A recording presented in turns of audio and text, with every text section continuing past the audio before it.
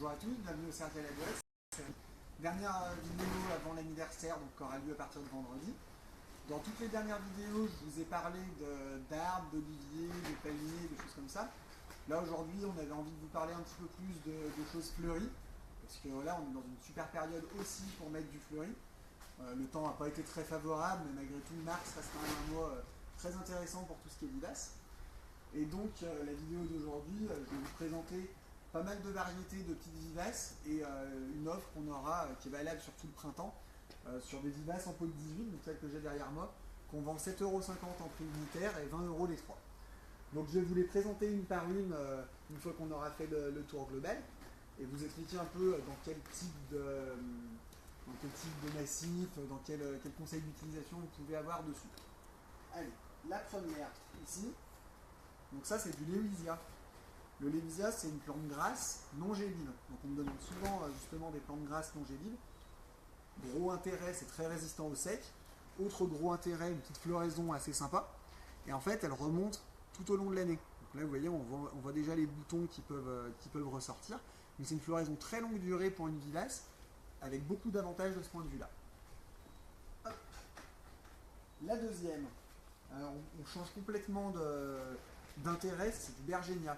Dans le Bergenia, il y a le mot berge, c'est une plante de milieu humide. Donc effectivement, ça n'a pas grand-chose à voir. Plante plutôt à mettre à l'ombre, donc ça peut avoir de l'intérêt pour éliminer des massifs d'ombre.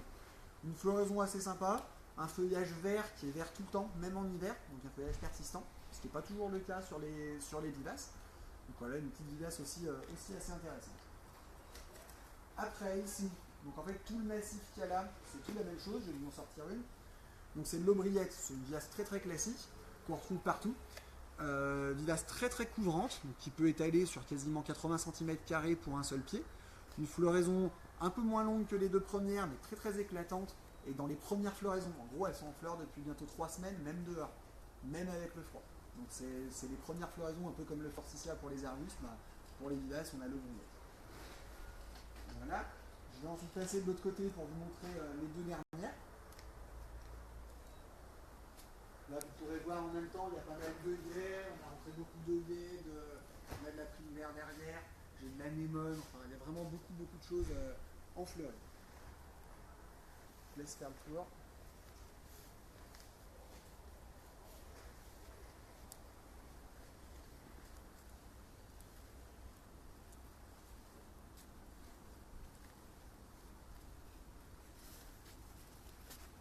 Alors les trois premières que j'ai montrées étaient plutôt des vivaces basses.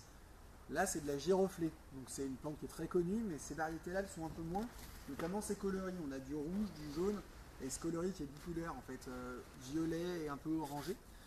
On est sur des vivaces qui vont monter à un bon mètre à terme, qui sont en fleurs très très très longtemps, surtout sur ces variétés-là, c'est des variétés d'obtention récente.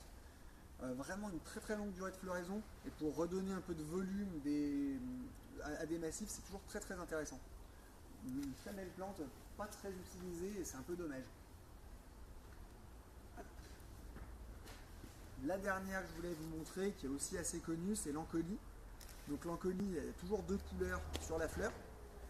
Un port beaucoup plus boule que la giroflée, mais quand même un peu de hauteur.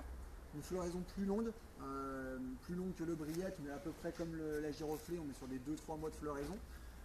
Beaucoup de coloris et pas des coloris toujours très faciles à trouver sur d'autres fleurs. Là on est sur du rose et jaune, je vais avoir du violet et blanc, bon, il y a du blanc aussi, enfin des coloris très sympas et une plante relativement fine. Voilà. Je vais juste conclure sur les œillets et toutes les autres choses qu'on a vues ici. C'est aussi des variétés vivaces, donc plutôt de massifs. Bon, c'est des plus petites tailles, donc ça ne rentre pas dans le prix que je vous ai indiqué au départ, c'est plutôt moins cher. Mais voilà, pour vous dire que la fleur peut vraiment beaucoup s'intégrer dans beaucoup de massifs.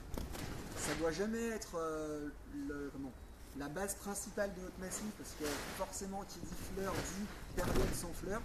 Donc on essaye aussi d'aller agrémenter ça avec des feuillages, avec des choses comme ça. Voilà, écoutez, j'en ai fini pour cette semaine. On espère vous voir nombreux pour ce week-end. Et je finis avec un petit panorama rapide.